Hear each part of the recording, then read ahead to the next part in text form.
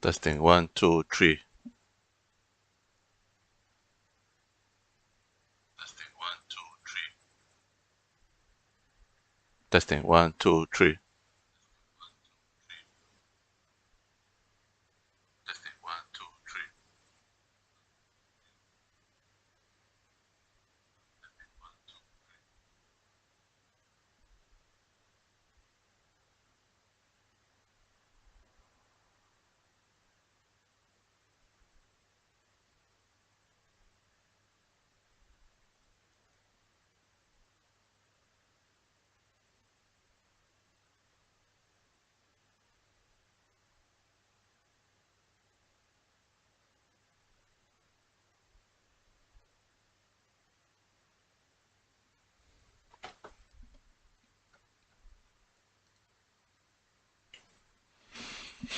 Ba ba ba ba ba ba ba ba da ba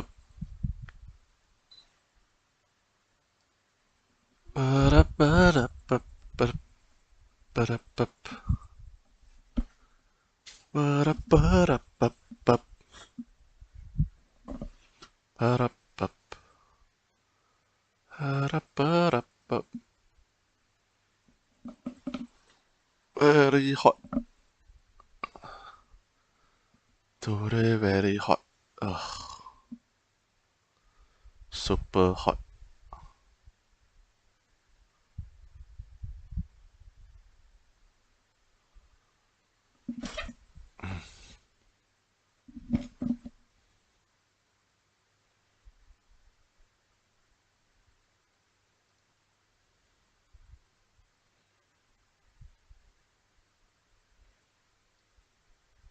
HD?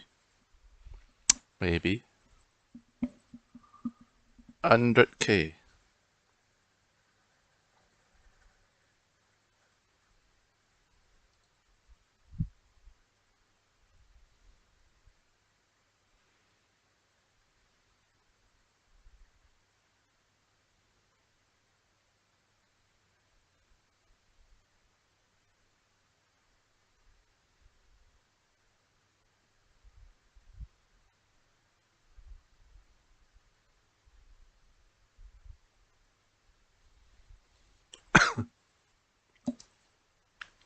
Mm.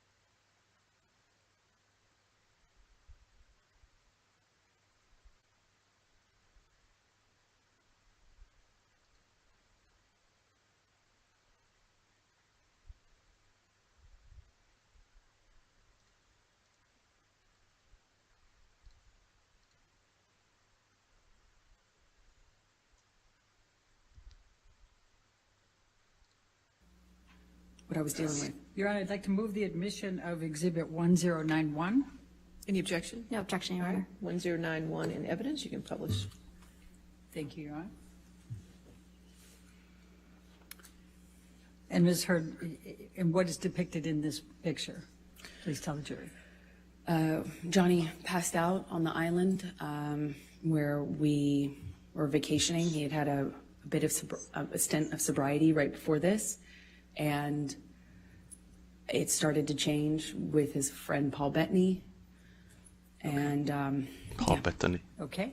Now I'm going to ask you, Michelle, can you bring up Defendant's Exhibit 1095? We talked about March 2013 yesterday, and I just wanted to bring this up quickly.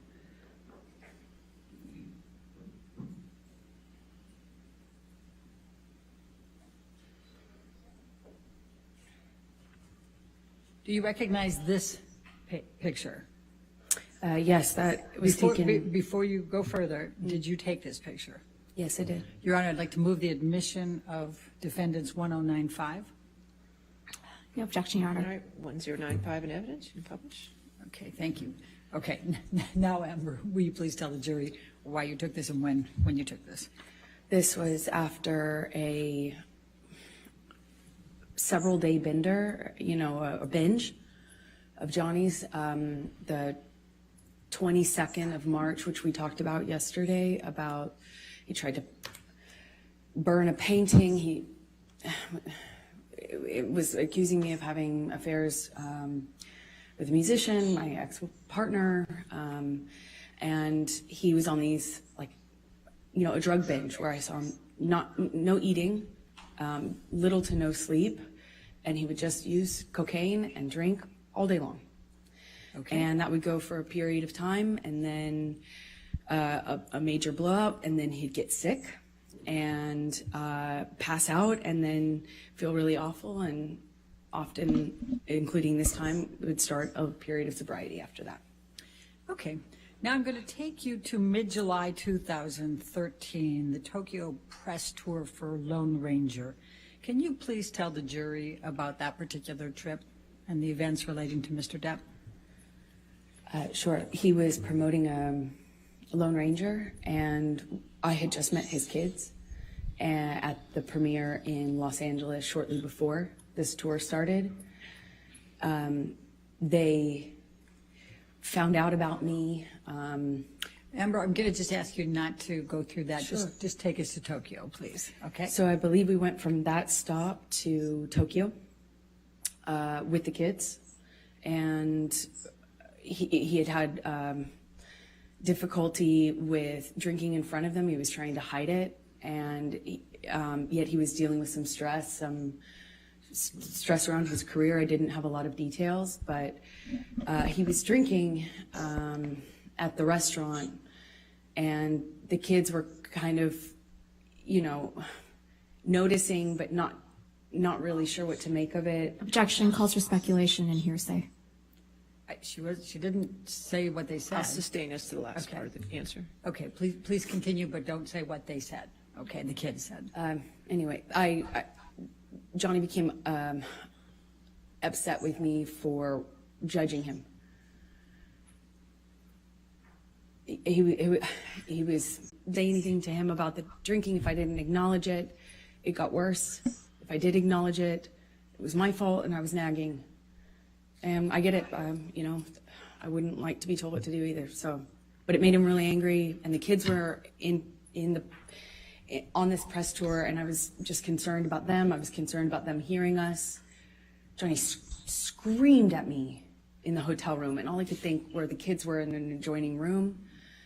What if they could hear us? I had just met them, and I didn't want them to think poorly of me and hate me, not knowing what was going on, in our behind closed doors.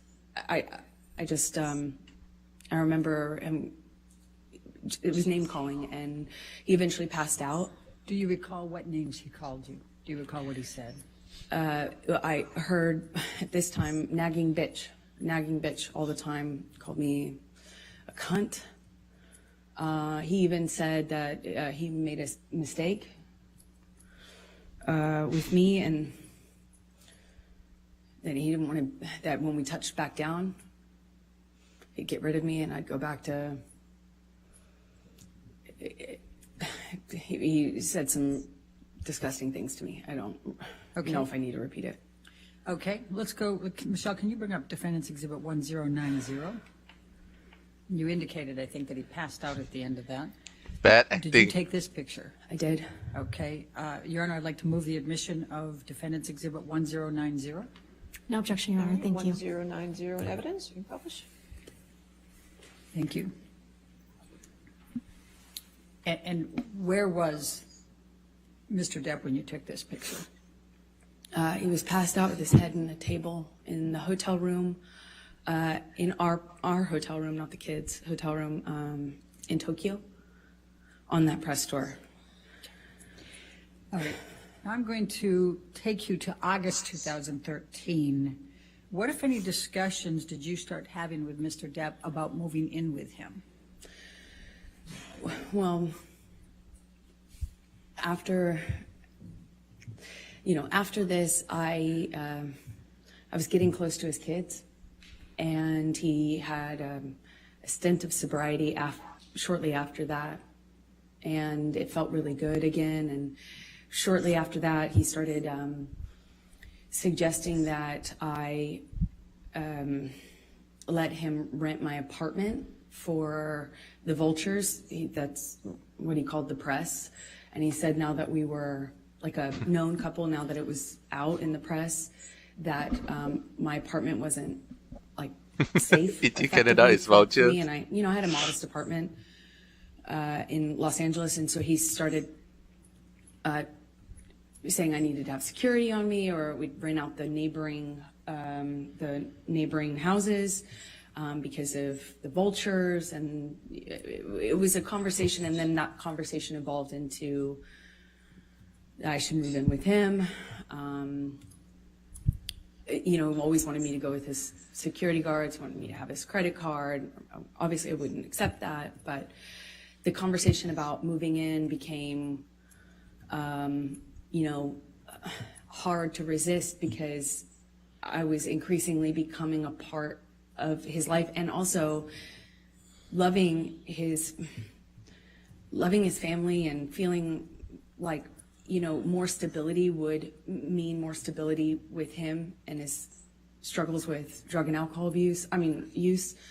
And I thought I would minimize some of the jealousy and insecurity that he had. It was hard for me to justify working. Every audition, every meeting, every script I got was a negotiation or a fight. I had to justify it like as if I was saying, hey, let's have an open relationship. It was, and I thought that would be minimized if I could make him feel more secure. By, if we live together, certainly there would be more security, right? And that was my reasoning.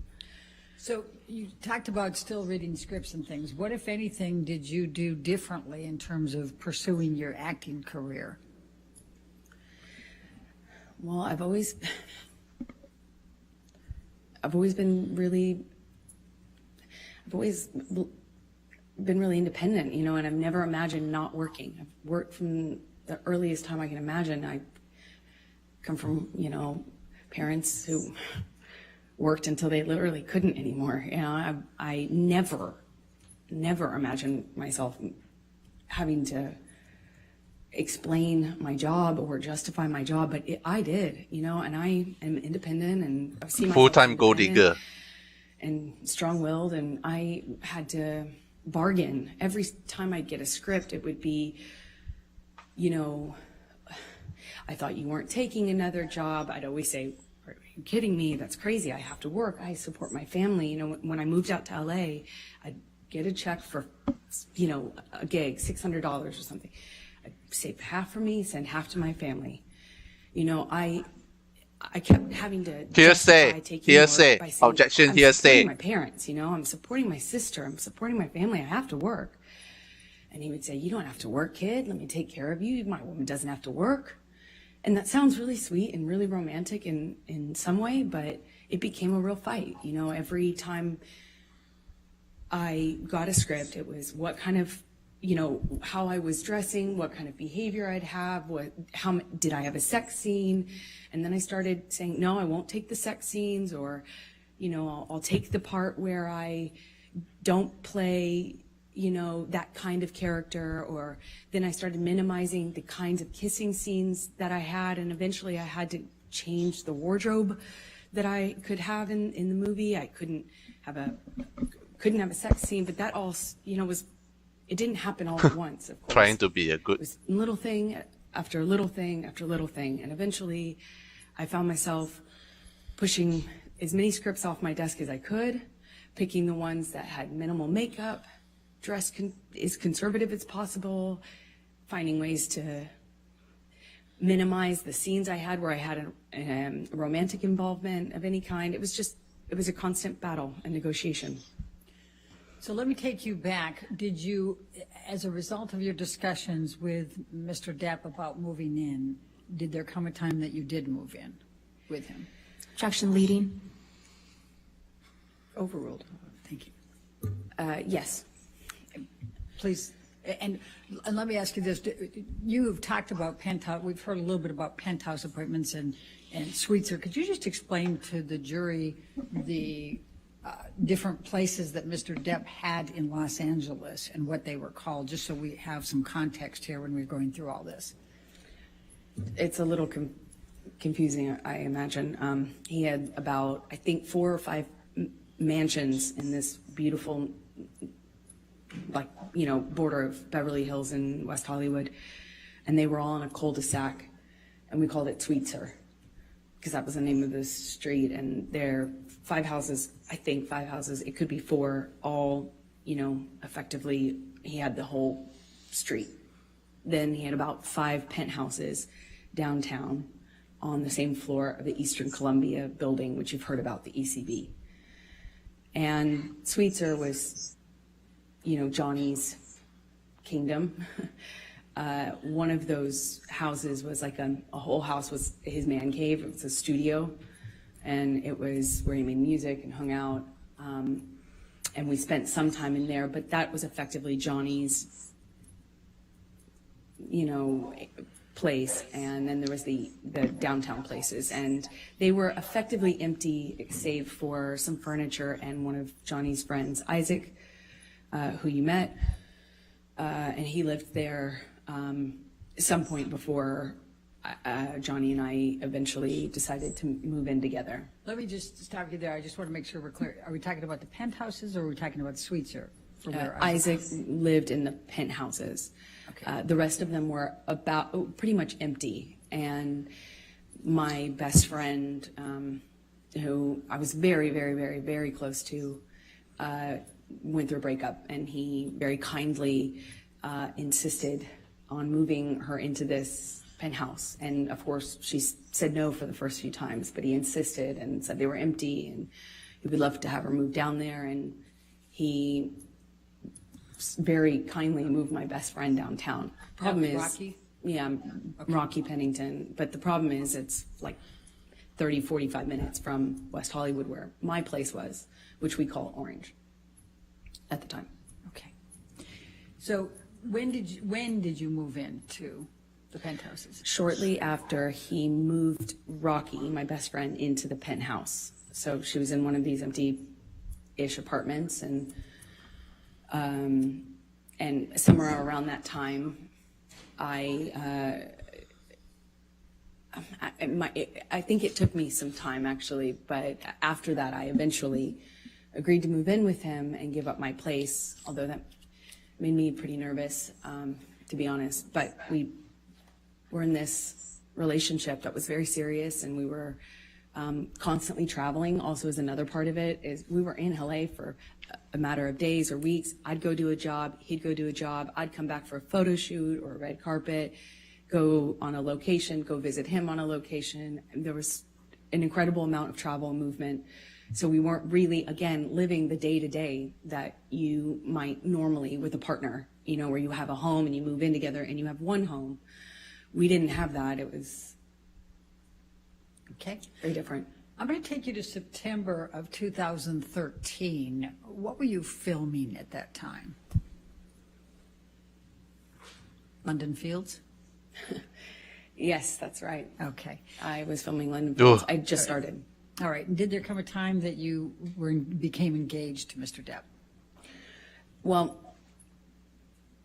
yeah, it was difficult because in that role was a very difficult role. I mean, every time, every scene that involved sexuality or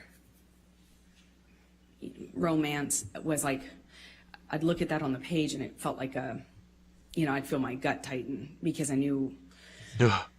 it was going to be an issue. Bad actor. But Johnny dropped me off. I gave him the script. I sent him pictures of what I was wearing in my wardrobe fittings. I sent him everything. How I shared fake his can you script- be? My script with his team, and the fighting eventually kind of minimized. It was clear I was going to do this job, and I told myself I had to do this job. And Johnny had to go to London, I think, for some pre-production stuff for a movie he was going to do a smaller part in. I think it was called. I think this was Into the Woods. Is my best guess. So he dropped me off in London, and when he dropped me off in London, we had a few days at this hotel that we first, Have sex. consummated our relationship in, as when we were on the London press tour, and our relationship developed. That was the same hotel, and we were in this same room, which is Johnny liked to be in the same room. And it was really sweet. He got down on one knee and said, I want you to be my girl forever, my woman, my girl. I want you to be the rest of my life. Say yes to me. He said he wanted to spend every day. He promised me that every day when I woke up, that I would wake up and he would make me smile at least once. And that would be his goal. And, I looked into his eyes and I saw my future, hope, like blind hope, so in love. Fake crying again. It was one of the most, I can't describe that kind of joy, I thought, if we were married, then this is real. This is real. This isn't a thing of, this isn't chaotic. This will change. I had so much hope in that moment. And I just said to him over and over again, are you serious? Are you real? Are you serious? Are you sure? Because he didn't have a ring. So I thought, is this an impulse thing? My experience, Johnny, could be very impulsive. And he said over and over again, be my woman forever. I want you to be my wife, my wife, my wife. I, of course, cried, and we had a wonderful evening, and he left shortly after, and I was, the next day, I had to go to work, and I couldn't tell anyone, and I wasn't sure. Part of me was worried that he didn't mean it, or that he wasn't sure. I just didn't want it to be an impulse thing, so I didn't want to mention it. I want to bring it up. I didn't want to. And I kind of I walked around for a few days like I had butterflies under my skin. And then he brought my dad out to London with my best friends. And my dad told me, Johnny has asked me permission for your hand in marriage. And I felt like the luckiest woman in the world. So while you were filming London Fields and Johnny had gone back to L.A., what, if any, issues did you have with him on fraternizing with the cast? I'm going to ask, Michelle, can you pull up Defendant's Exhibit 188, please?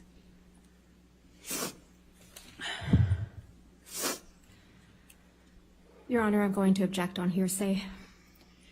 Your Honor, I'm going to, let's pull up 188A. I've redacted everything but what Mr. Depp says All right, let me on just take a look 188A. at 188A. And submission against interest.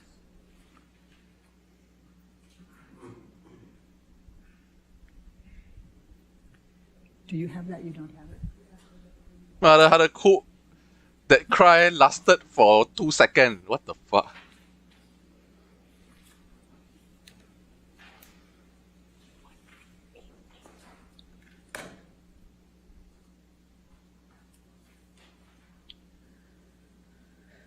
Give that a minute. While they're working on that, Blah, blah, blah, can you blah. tell us what transpired between you and Mr. Depp when you wanted to do something with a cast member? So, as I said, he came to London for his own work and also dropped me off in London, where I had to be for a few months to film this movie. And he asked me to marry him. He brought my best friends and my dad out. They left. And shortly after they left, my co-star, one of my co-stars, invited me to go to a concert with him and some of the cast to kind of break the ice, and I'd be working with them for the next few months. And I had already, I already knew I couldn't be photographed, even if it was platonic. I couldn't be photographed with men or women that other people could possibly spin as romantic. I had learned that but in January, the hard way. So I asked him permission if I could go to this concert with the cast.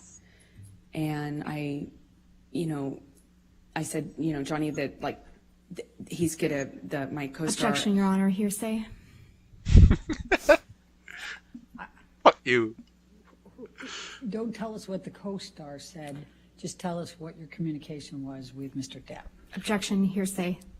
Your communications are hearsay. I'll sustain the objection. I'm not sure I understand. If you want to approach this. Yes. Nice one.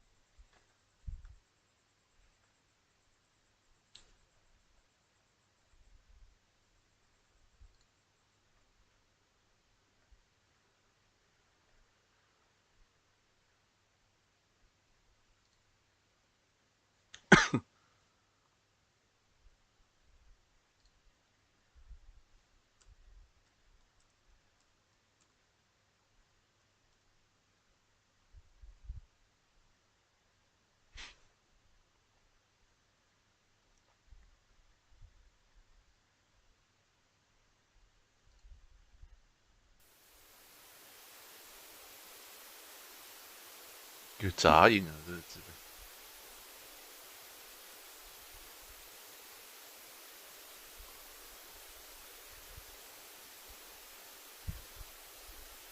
Ấy.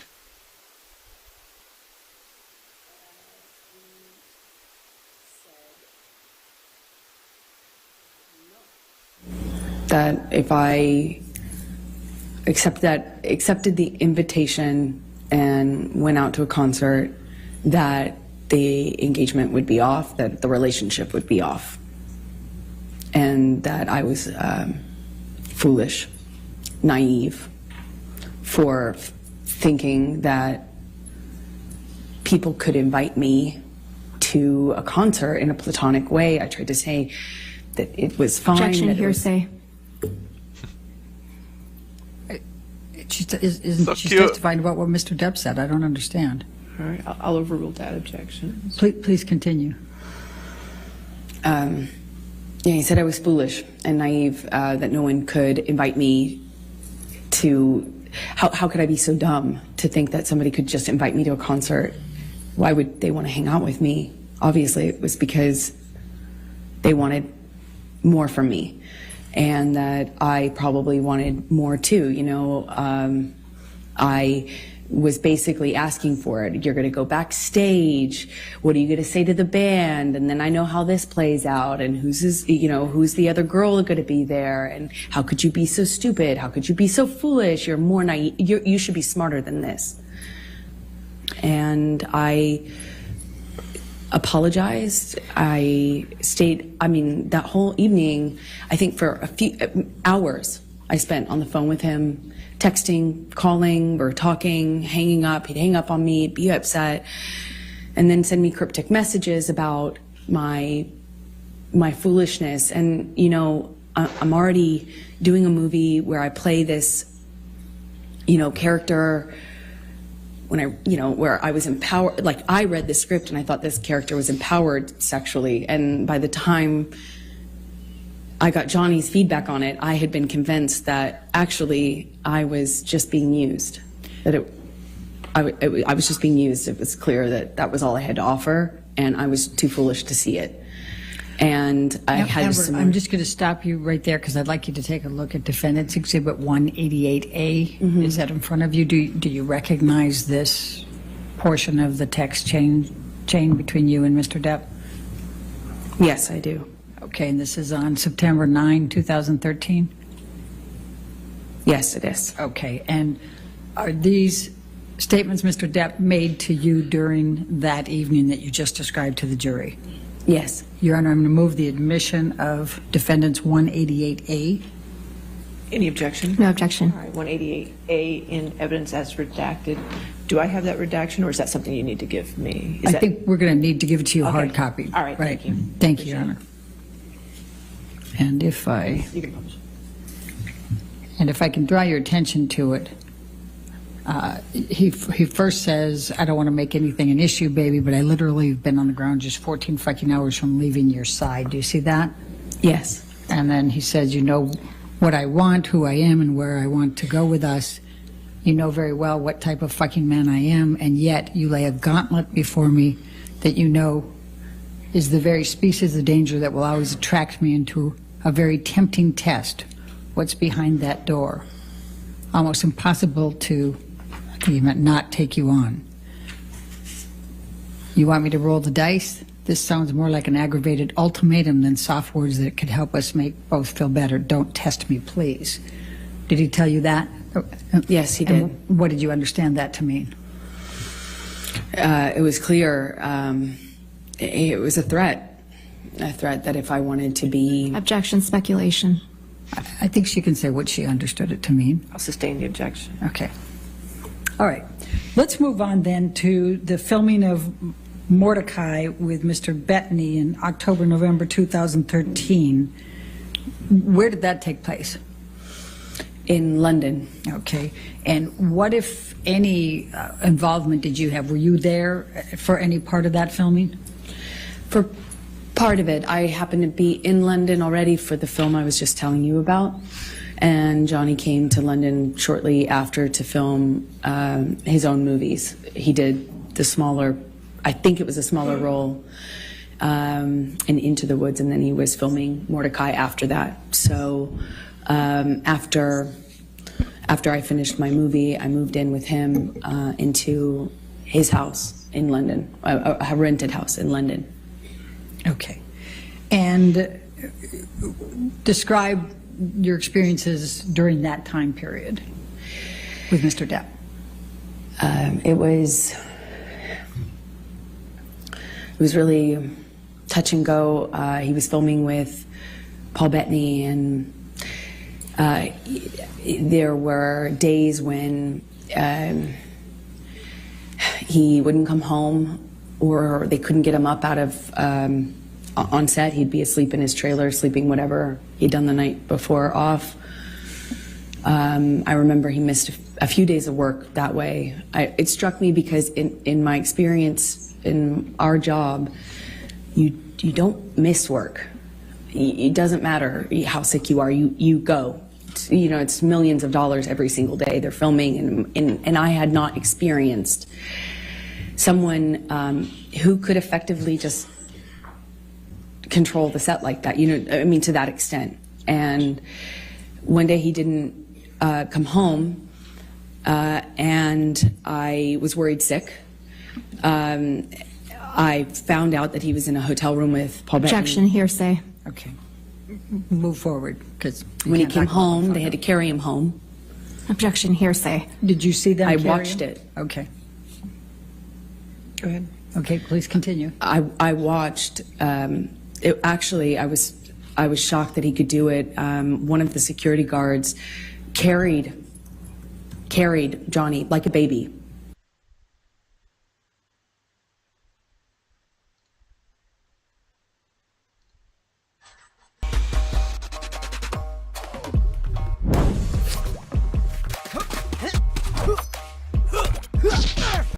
And the other security guards shaking their head, just shaking their head, acknowledging this is how bad it is. And I remember thinking, this has got to be it. Like, this has got to change. This is it.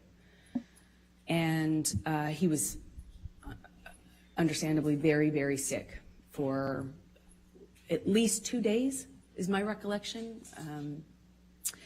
And in that 2 days, I had a lot of conversations with his team. I won't say what they were, but I felt at that juncture very encouraged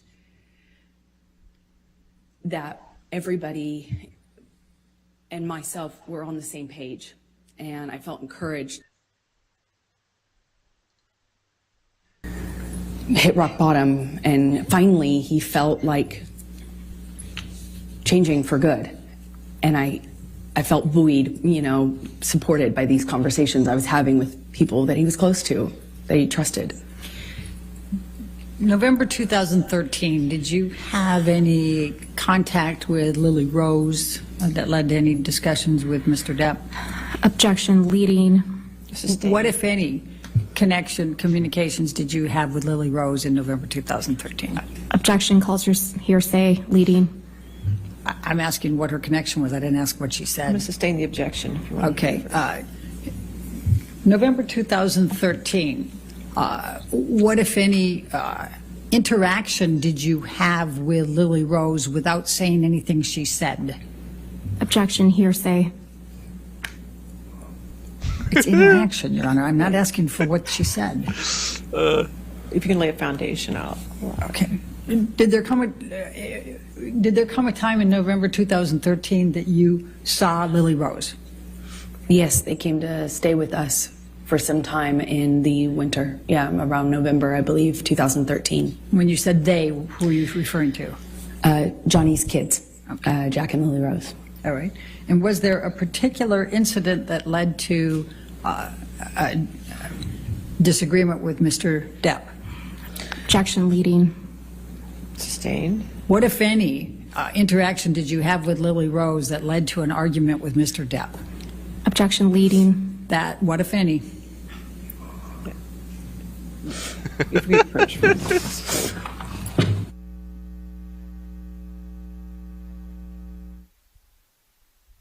Boom, boom, shots fired. Boom, boom, boom, boom, boom. Loser. Bitch. Easy win. Easy win, 50 million in the bag. Did you have an argument with Mr. Depp relating to Lily Rose in November So 2013? Yes. Can you please describe that? Oh, you're so hot. Well, I was, these kids were, I found them to be these beautiful, wildly intelligent little weirdos in the best way. They were, I was falling in love with them. And, Fake. they Lie. were in my life at that time, a short amount of time, but I loved it, and I started to feel very protective, and Johnny's sobriety meant that he was there and then he wasn't, and the nature of our lives with the travel and work meant he was there and then he wasn't, And Lily Rose, at some point, had a crush on a Objection, hearsay, and lack of foundation. Yes. I'll overrule. Thank you. Please continue. This argument happened because Johnny was. I didn't agree that this gentleman, it was a famous musician, over the age of 18, spent the night at the house, and I felt protective over Lily Rose and concerned. And You're a bitch. naturally, they were not my children. The It's not kids my don't like place. you. The And I kids don't understand like that. you. I know it's a sensitive subject, so I understand why Johnny got so upset with me. But that and the introduction of the weed with his daughter, she was so young, I just felt protective. Again, it's not my place. I understand that. And I made him really angry by weighing in on that. Okay. Did there come a time that there was a family engagement gathering? Well, we celebrated Thanksgiving out in London. The kids were there. There was a stint of sobriety following how sick he got on set with Paul Bettany after one of his drug binges, and he kind of just came alive again. He even played a prank on me about having relapsed when he hadn't relapsed. It was. I started to kind of feel that with the kids being around. I did think that maybe this was it. We were on a good path, meaning to sobriety, that this was it. And our life was peaceful for a minute. It went back to being wonderful. There were these moments that just felt so wonderful. Objection, Your Honor, non-responsive. All kinds of objection. Sustained objection. Okay. Take us to the engagement. There was an engagement party, correct? Then, yes, come Christmas of 2013, Johnny had rented this beautiful mansion in Malibu on the beach. It was gorgeous. And he brought my family out, and his family was out, obviously in LA, and we stayed in this rented mansion, and we're all together for the holidays. And one evening we were going to his mother's house. His mother, who you've heard about, was older and sick, but at home being cared for. And one evening we're going to have dinner, Christmas dinner there with her around the time of her birthday as well. And my best friend said, "You should." Objection, really... hearsay. Sorry. Wasn't offered to prove the truth of the matter, but go ahead. Go past that. What did you do? We went to Betty Sue's house, his mother's house, and Johnny proposed in front of our families in this big, surprise. He surprised me, got down on one knee, and I cried and hugged my mother and hugged his mother, and he gave me this enormous diamond ring, and it was a nice time. Okay. I'm going to take you into January, February 2014. You had assistant at the time. I hired her sometime in 2012 and had as minimal contact with her as I possibly could. So. And why is that? She was difficult, troubled, and inconsistent. She drank on the job and stuff like that, and her behavior was Objection, relevance. horrible. She's already testified. Kate James has testified, and I think bias. We can. All right, I'll allow that. Go ahead. Thank you. Okay. please describe for the jury what job responsibilities Kate had and how you communicated with her and kind of how that worked. Objection compound. Overruled. Thank you. We had minimal person-to-person interaction because I was hardly ever in LA. If I was there for a few days at a time. And Johnny and I kind of lived in this insular bubble anyway when we were together. But we would send emails, texts, and a lot of voice memos, voice notes. And, you know, if I found that if I said, Kate, you know, you left the car running with your doors open and your kids in the car on the street. You need to Objection move it. hearsay. She's not testifying. She's testifying about context. Sustain the objection. Next question. All right. I'm going to ask you to take a look at Defendant's Exhibit 209.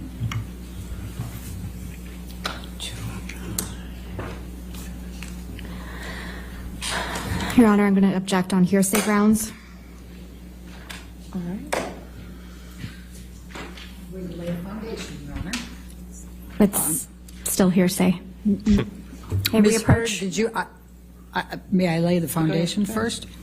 Ms. Heard, did you communicate with Kate James by email in the ordinary course of your business? Yes, I did. Okay. And I'm going to ask you to take a look at Defendant's 209. Is this a communication that was between you and Kate James that was in the ordinary course of business with her as an employee? Yes, it is. Your Honor, I'm going to move the admission of Defendant's Exhibit 209. Business records exception. Still hearsay, Your Honor. Business record exception gets the business record, but it's hearsay. If there's hearsay involved inside the business record, there's still objection to hearsay. Your Honor, the business records exception, I mean, I don't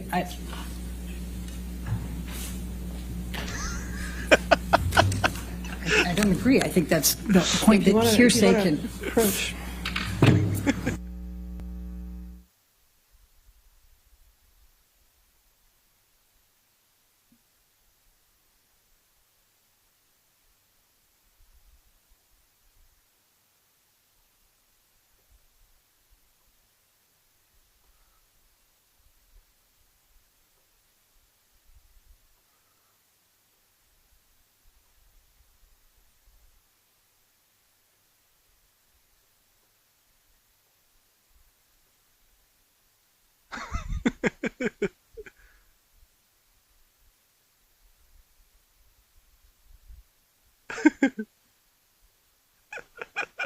Now I know how how Johnny Depp feel when Rotten Bum keep objection and hearsay him.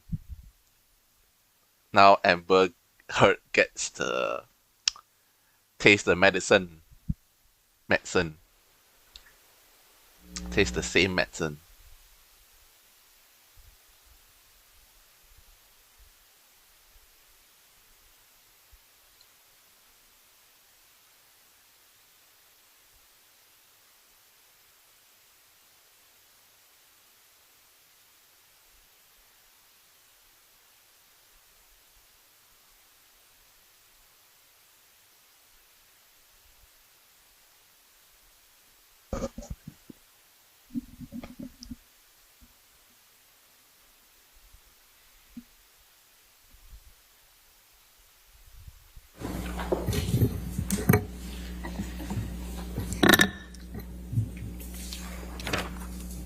What, if any, communications did you have with Kate James about your issues with Mr. Depp?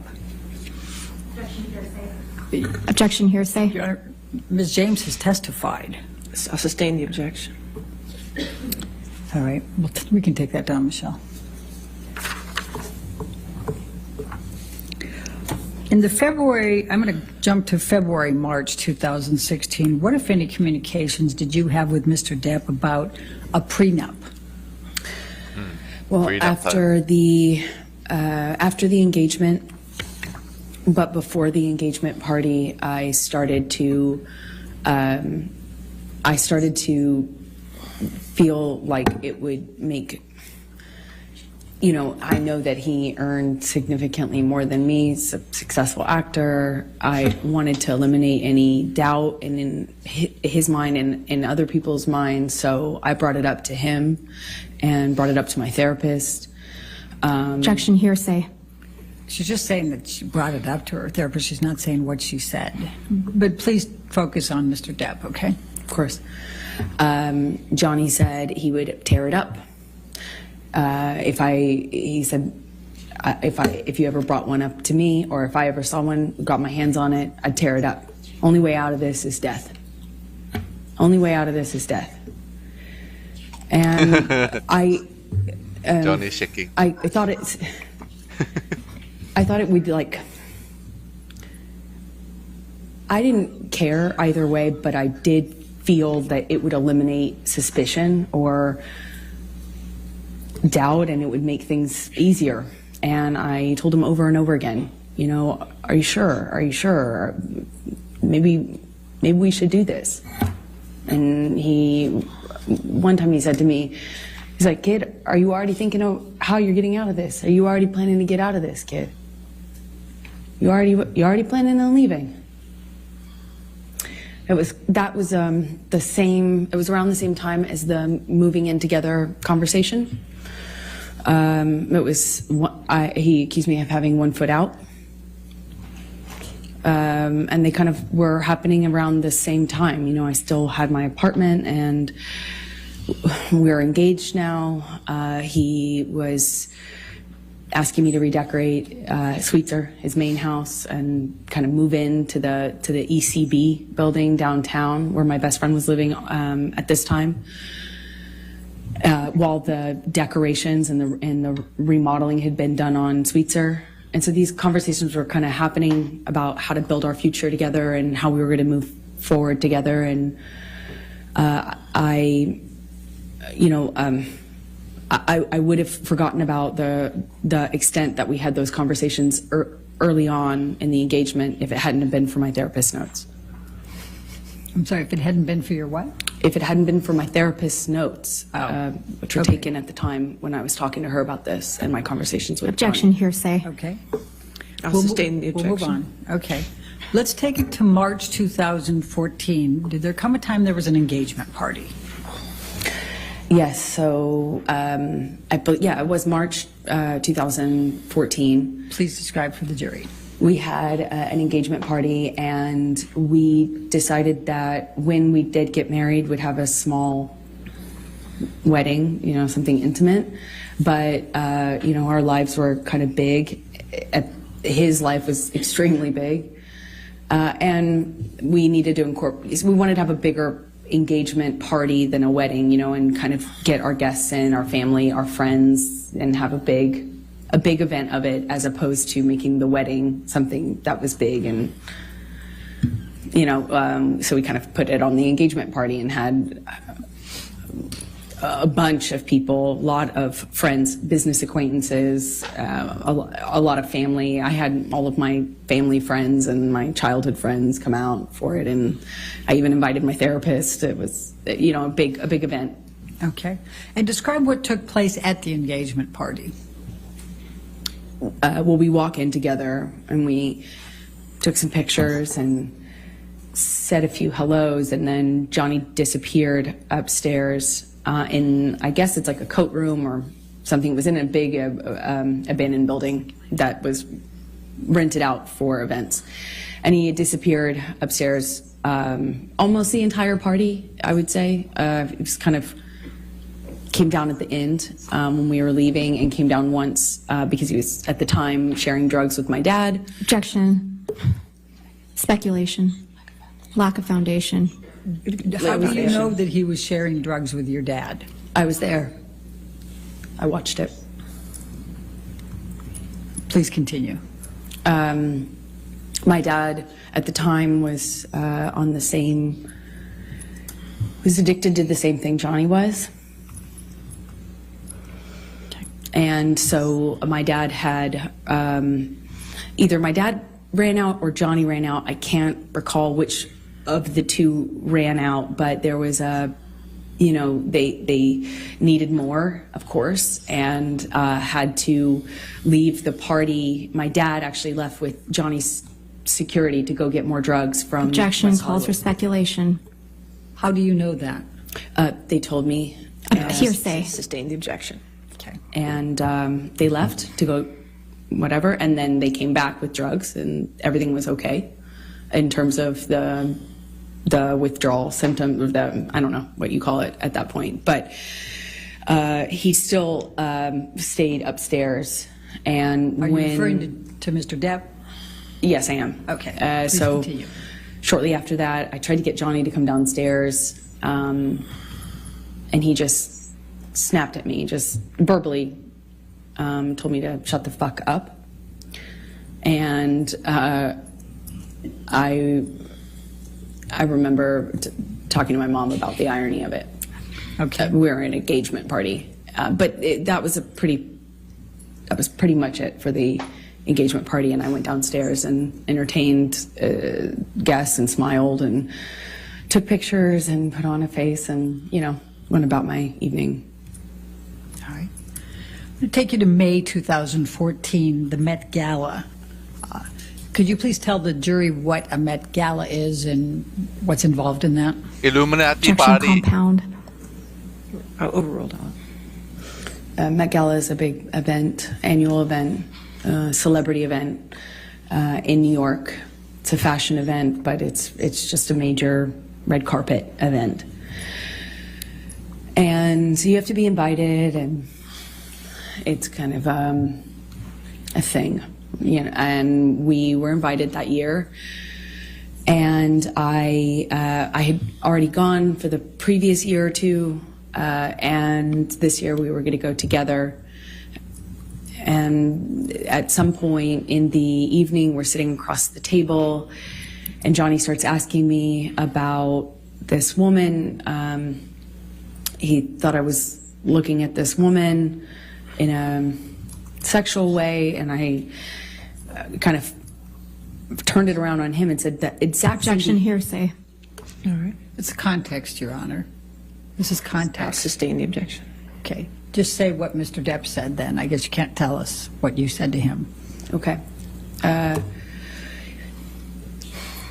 He was accusing me of flirting, and that's how the argument started. I don't recall what other accusations I was fielding at that moment, but typically in my experience with him, I remember that what started it is this accusation that I had been flirting at this event.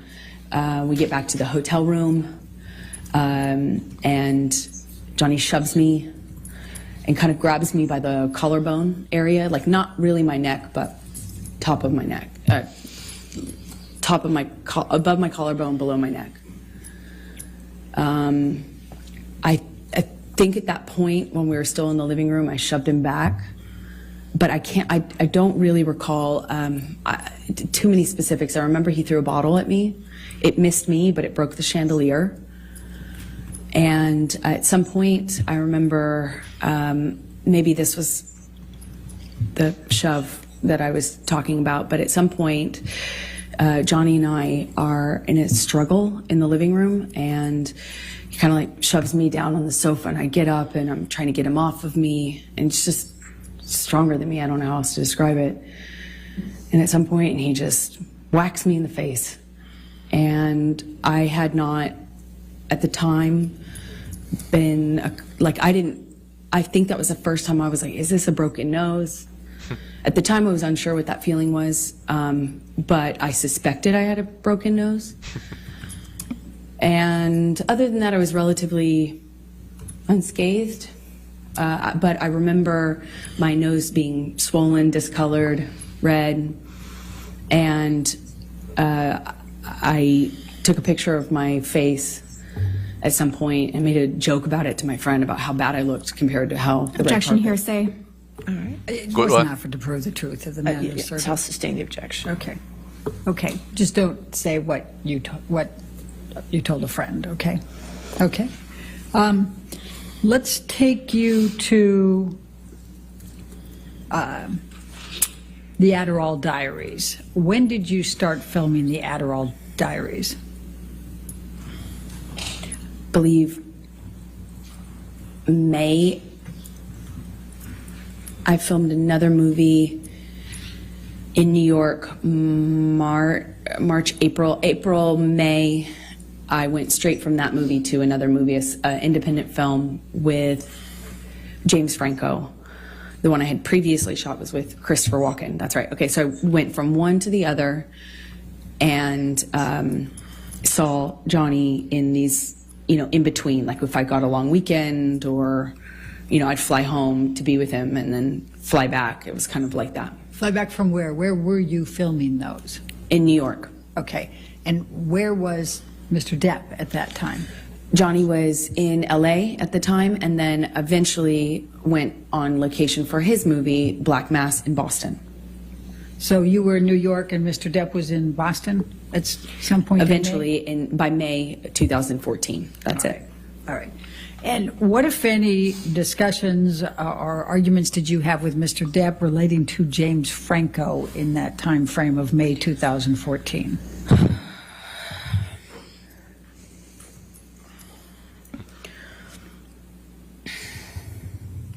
It's a nightmare.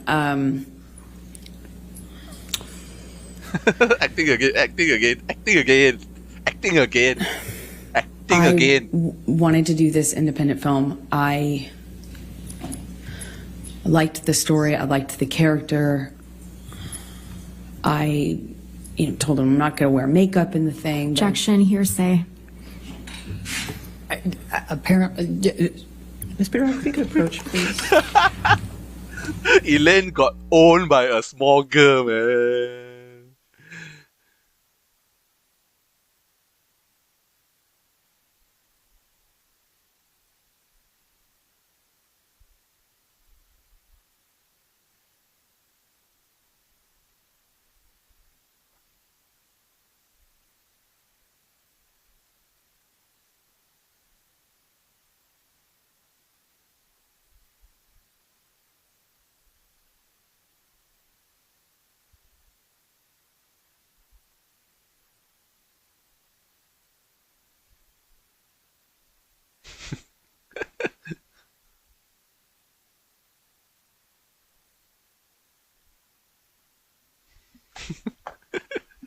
Acting. Keep acting. Girl. Why you always lying? Why you keep acting? Why you keep acting?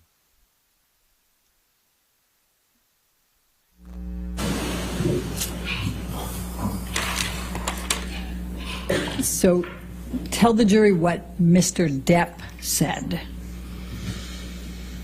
He was mad at me for taking the job with James Franco. He hated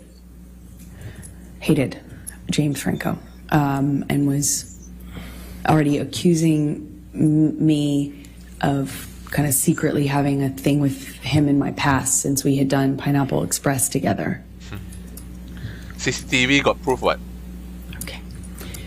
So I'm going to take you to the Boston plane incident. We've heard about that earlier, May 24.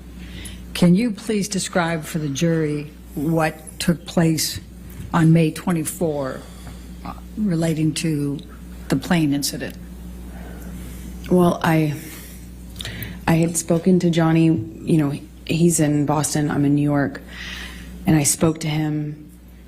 He had already been upset with me and accused me in many arguments about not telling him about scenes that I had. If I had a kissing scene, any sort of romantic scene, and I wasn't explicit about what I was going to do, then I was accused of having withheld information and hiding it from him.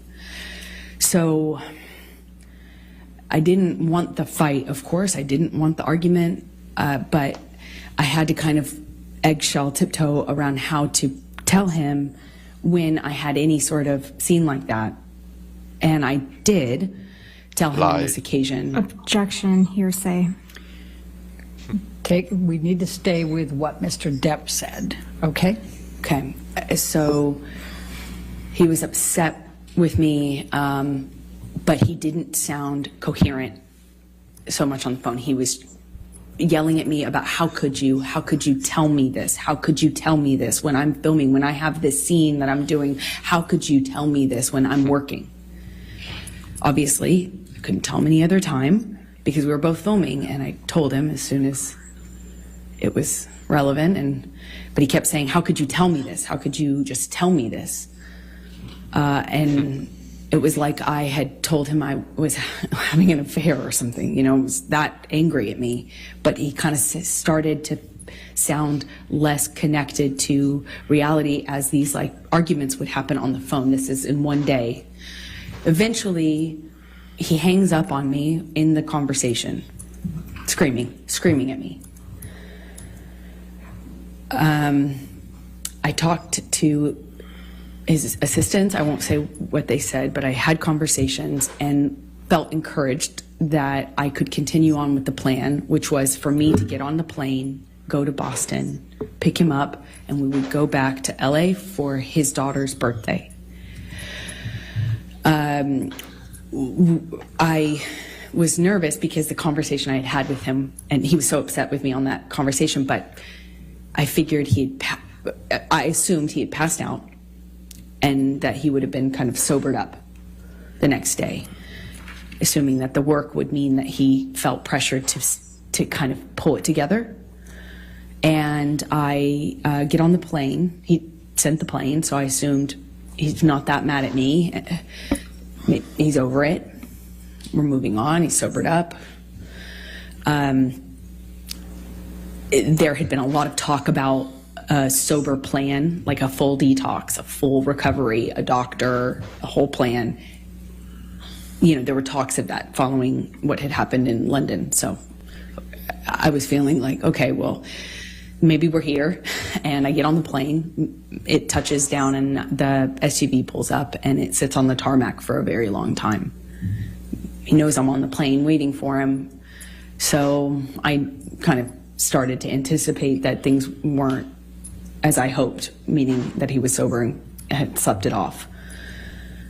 And I'm sitting on the plane for a very long time waiting for him, and he finally opens the door, and I see him get out of the SUV, and I can guess by how he's moving, how he's walking. I didn't realize at the time I had already become really sensitive to these little changes because my life changed depending on what he was on. And he gets on the plane, and I just knew in every cell of my body something was wrong. And he comes straight up to me, doesn't say anything to me, but is looking at me. He's got these glasses on, and he takes them off in this kind of aggressive manner and sits down across from me, not in the usual spot. We kind of have our places on his plane, where you get used to sitting. And I remember I got up and moved to accommodate him getting by so he could sit in the normal seat as per usual. He didn't. He sat across from me. At some point, and I don't really remember the exact sequence of it, we take off, and at some point he's asking me what's wrong with me. What do I have? Do I have something to tell him? Do I have something to tell him? You want to talk to me about your day yesterday? And then it gets, I already know that he's drunk. I already know he's using, he reeks of weed and alcohol. I mean, his breath smelled so bad, and I could,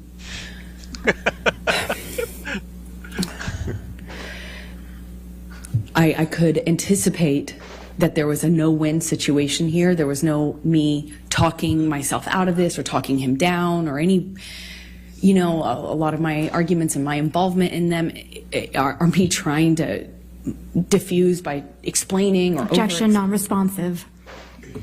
She's telling the story, Your Honor. I'll sustain an objection as that's part. Go ahead. Okay. So he is asking me questions, and I know to not engage. I was polite. I made sure to answer minimal amount of, the minimal amount that I could. I moved slowly. I was trying to be polite, but not engage. because there was no win. And he kept going, kept asking me. Eventually he went from, do you have something to tell me, to, you want to tell me how much you liked it? Tell me, did he slip a tongue?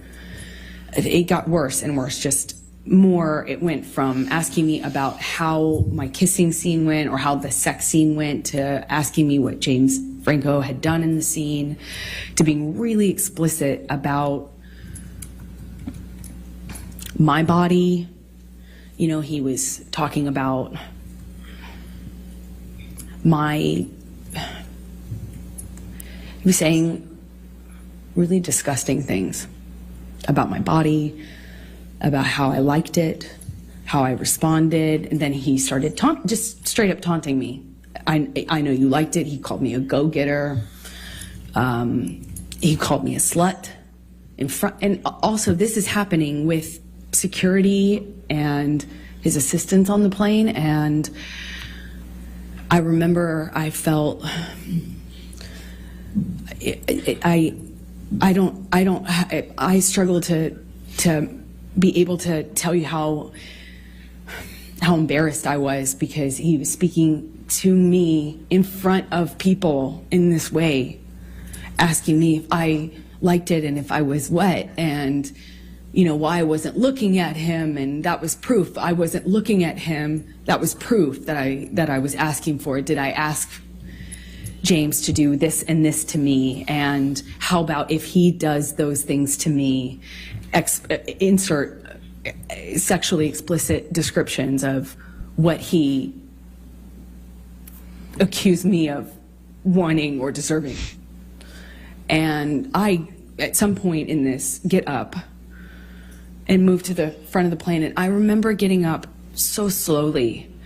I didn't want to aggravate him. I didn't want to give him any excuse to pounce on. I didn't want to upset him. I didn't want him to flip a switch and get worse. I just remember very slow movements. And I slowly get up and move to the front of the plane, and he starts throwing things at me. Ice cubes, utensils. I don't know how many times I moved seats. I wish I did. I remember moving more than once, and Johnny came to me each time, not the other way around. He sits down in front of me at one point, and because I'm not answering him, I was looking out of the window, and he slaps my face. And his friend is in our proximity. And it didn't hurt my face. It just felt embarrassed that he would do that to me in front of people. It was the first time anything like that had happened in front of somebody. Oh my God. I got up to move again, and he's just taunting me, having a laugh, screaming, and then just straight up mean, calling me names. And it was oscillating between those things. And I get up slowly again, and I just resolve to just sit the rest of the time up at the front of the plane. And as I get up, he kind of kicks the swivel chair into my hip, or kind of just hits me. And I look at him, and he asks me, what are you going to do about it? I just wanted him to see me. I wanted to get through to him. Didn't feel there was it felt like there was a blackness in his eyes. I wanted to look at him. I wanted him to see me. It didn't even feel like him. And as I'm walking away, slowly, trying not to be, I was being very deliberate about my movements, wasn't saying anything, I wasn't engaging.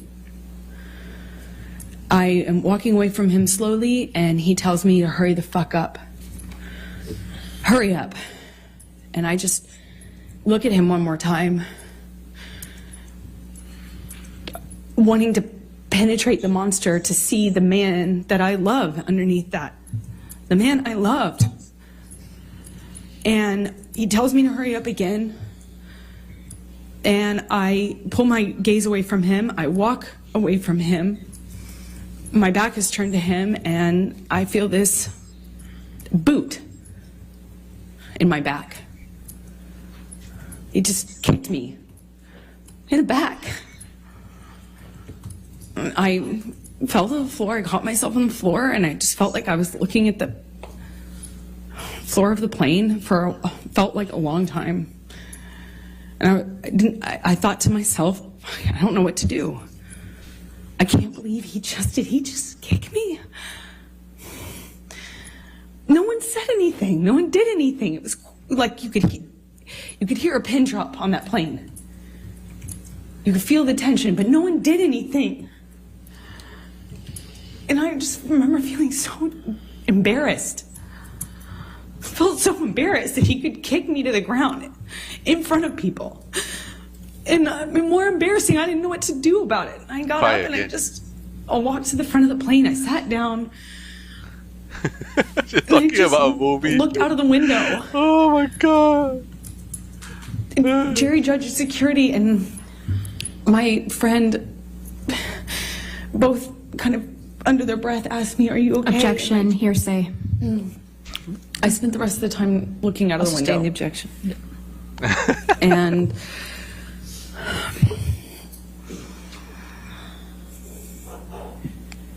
Did there come a time that you This is tape gold. recorded Mr. Depp Oh my on god. this plane?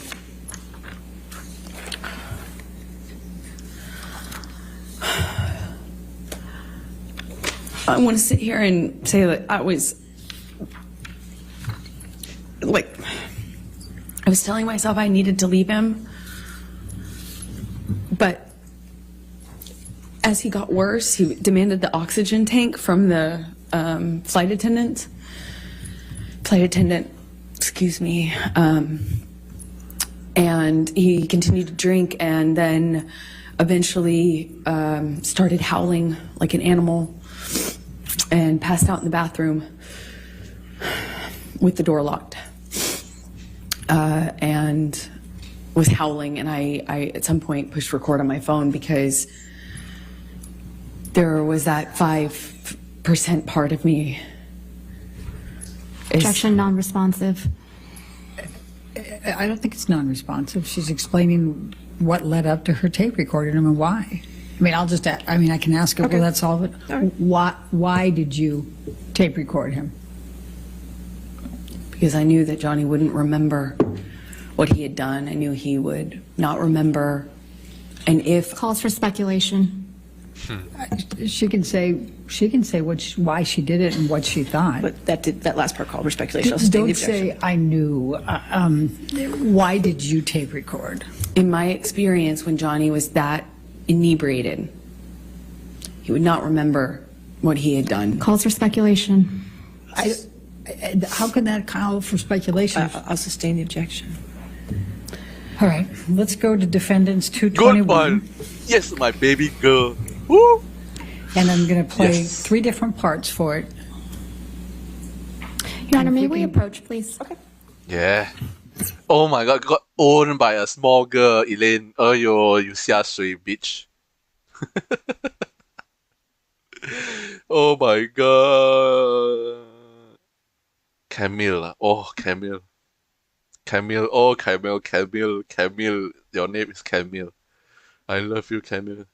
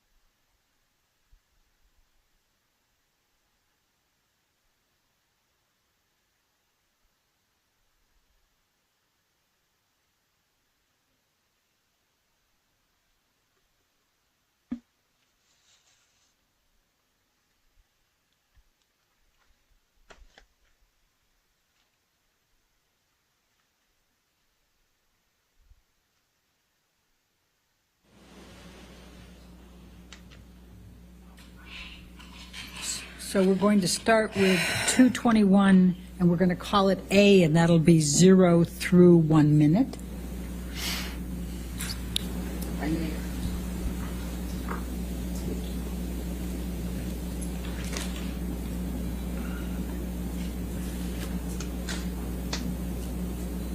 Lunchtime. Okay, sure.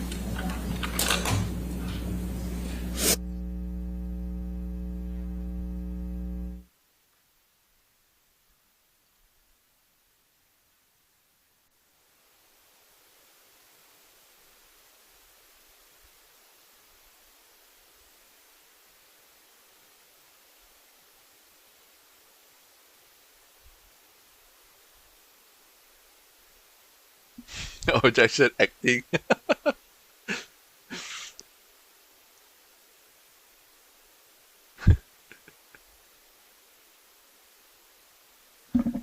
With the first one with 0 to 1 minute. And can we turn up the volume just, I mean, there's part of it that the noise of the airplane is a little bit loud, but to be able to pick up the noise.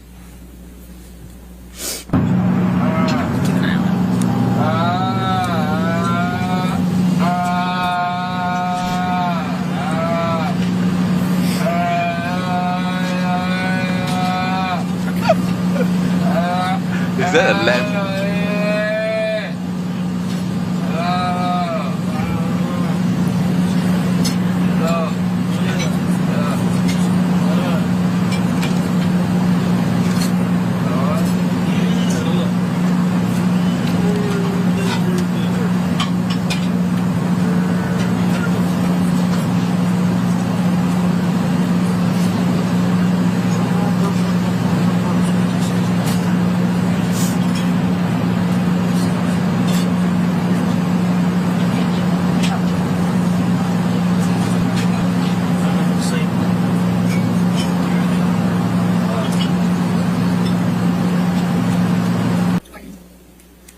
And then the second one is from 250 to 320, 30 seconds.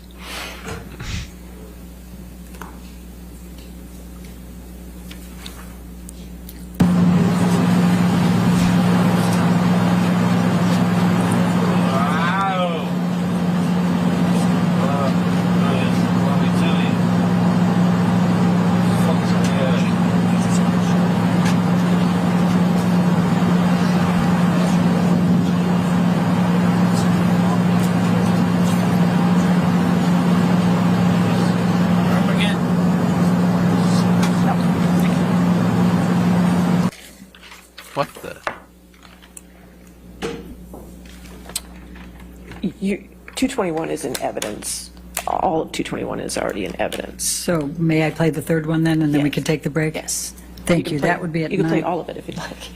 That's fine, thank I you. think that'll torture the jury if I do that, Your Honor. 9:30 to 10, just 30 seconds more.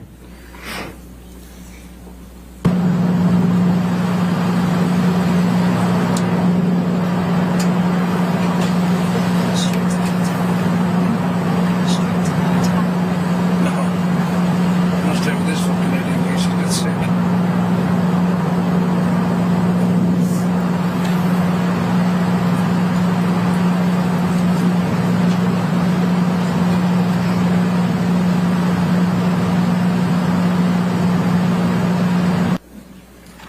All right, and you're going to be changing gears after that, or do you have more questions for this issue? No, I think this would be fine Okay, for a break. all right. Ladies and gentlemen, let's go ahead and take our morning break then. Just do not do any outside research and don't discuss the case with anybody.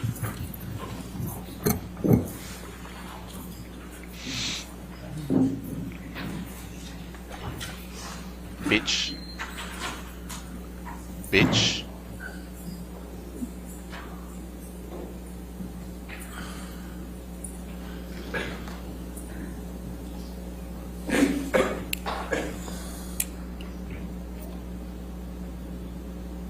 All right, thank you. And again, ma'am, since you're still testifying, don't discuss your testimony with anybody at this point, okay?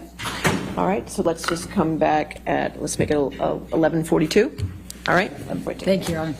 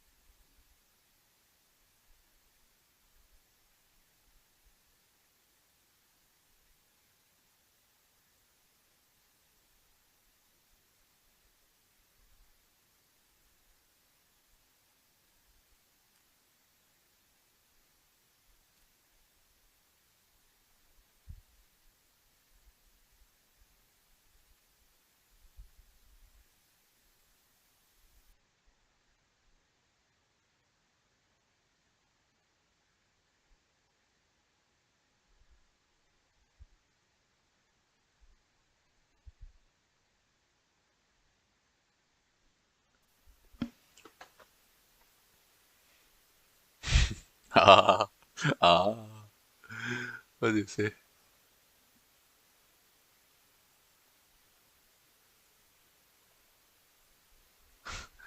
If I recorded my boyfriend, or if he even recorded me at times, dude, people have their moments of just ah. All I can say to describe her acting, really bad eggs. Pirates of the Cavity Search. She desperately trying to win the jury over. Fucking stupid bitch.